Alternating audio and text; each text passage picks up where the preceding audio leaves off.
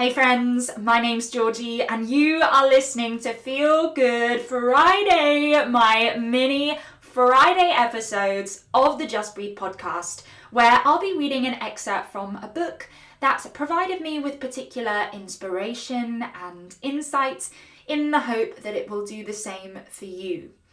So in today's episode, I'll be reading from Breath by James Nestor. Now, James Nestor is a journalist who conveys so brilliantly in his book how we as a species, as humans, have lost the ability to breathe correctly. And he sets out on this incredible journey to understand what went wrong and what we can do about it. And the book explores so many different realms of breathing, from the spiritual side to the science behind breathing. There's some incredible research in there, as well as the history and a little bit of insight as to perhaps how we've lost the connection to the breath and the power of the breath.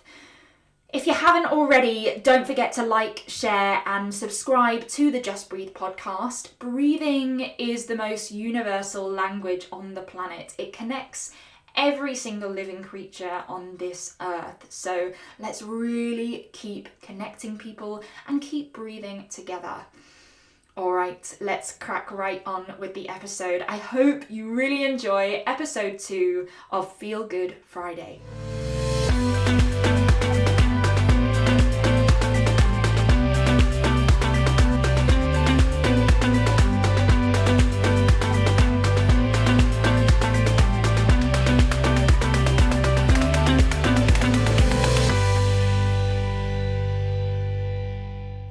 If you were to travel back in time some 5,000 years to the borders of what is now Afghanistan, Pakistan and northwestern India, you'd see sand, rocky mountains, dusty trees, red soil and wide open plains.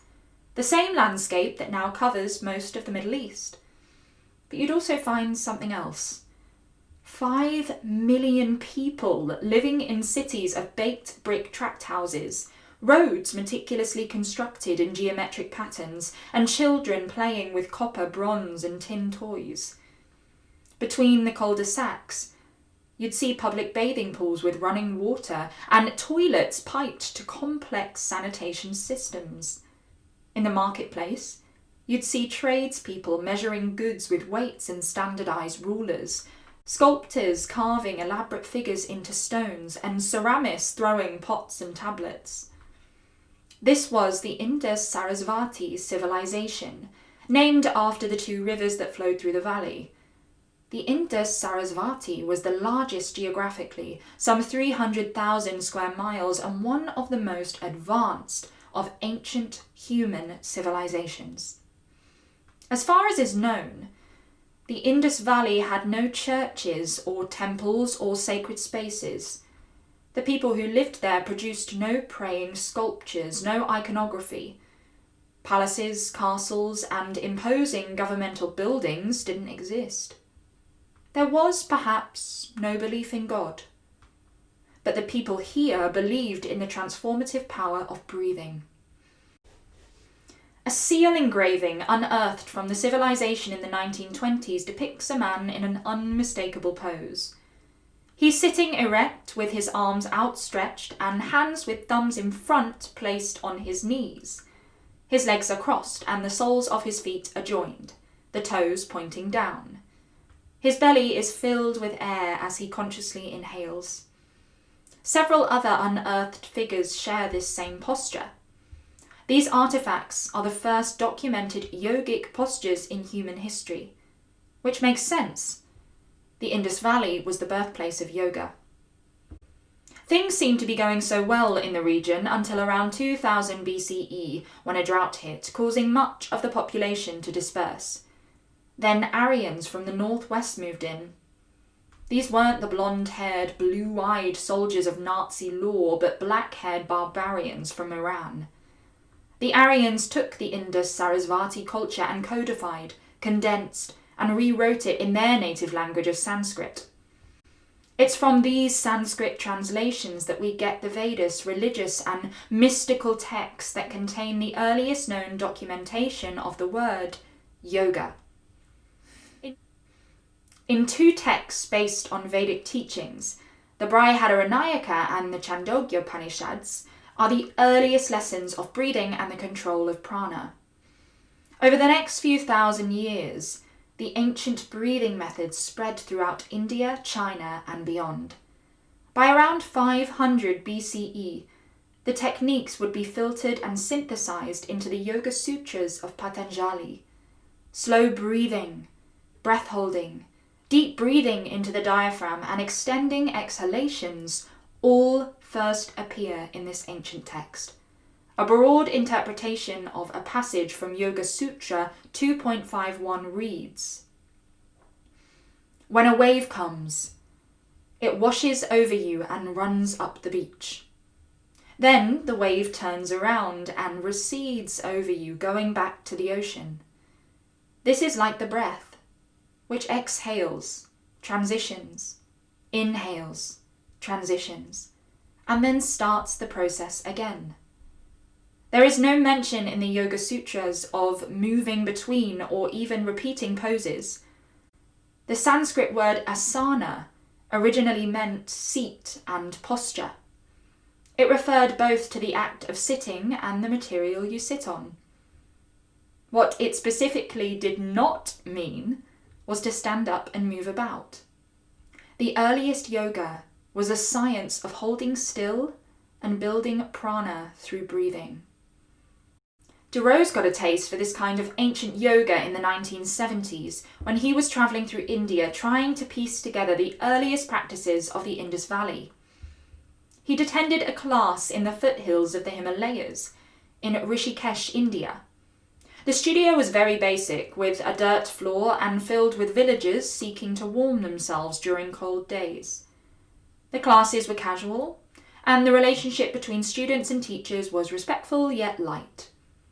Teachers joked with students during exercises. Students joked back. "Push yourself," the instructors would yell in gruff and direct voices. "You can do better than that." There were no gymnastics, anti-gymnastics, bioenergetics, occultism, spiritism, Zen, dance, body expression, macrobiotics, shiatsu, Thoreau's would recall. Poses were done once and held for an excruciatingly long time. These postures allowed students to focus entirely on their breathing. The class was difficult, and at the end of it, Thoreau's was sweaty and sore. "Nothing like yoga today," he says from across the desk. He tells me that only in the 20th century would yoga poses be combined and repeated into a kind of aerobic dance called vinyasa flow. It's this form of yoga and other hybridized techniques that are now taught in gyms, studios, and classrooms. Ancient yoga and its focus on prana, sitting and breathing, has turned into a form of aerobic exercise. That isn't to say modern yoga is bad in any way. It is simply a different practice from the one that first originated 5,000 years ago. An estimated 2 billion people now practice this modern form because it makes them feel better and look better and stay more flexible in all the ways stretching and exercise does.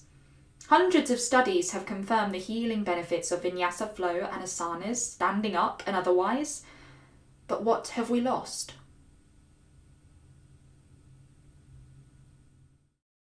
You know, what I think is absolutely brilliant about James Nestor is he is a journalist that doesn't just observe from the sidelines and report his observations. Not like there's anything wrong with that.